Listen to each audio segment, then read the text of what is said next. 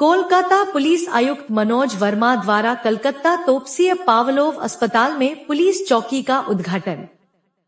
आज तोपसीय के पावलोव अस्पताल में पुलिस चौकी का उद्घाटन कोलकाता पुलिस आयुक्त मनोज वर्मा के हाथों किया गया।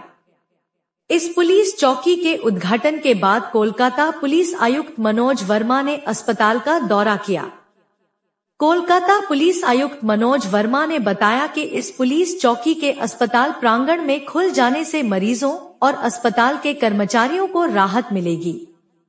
কারা আসছে কারা যাচ্ছে এক্ষেত্রে দেখা গিয়েছে যে তারা সেই এসওপির বাইরে গিয়ে কাজ করেছিলেন এবং পুলিশকে ইনফর্ম করেননি।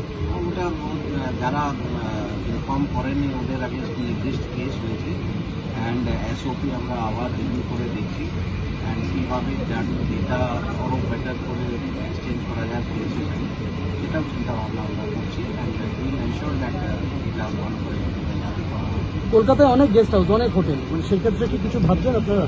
অল গেস্ট হাউস হোটেল লজেস সব কিছু पुलिस कैंप के बारे में थोड़ा सा मुझे बोल दीजिए। पुलिस कैंप के बारे में যারা যারা আজকের এই সুন্দর মুহূর্তে থাকলাম তারা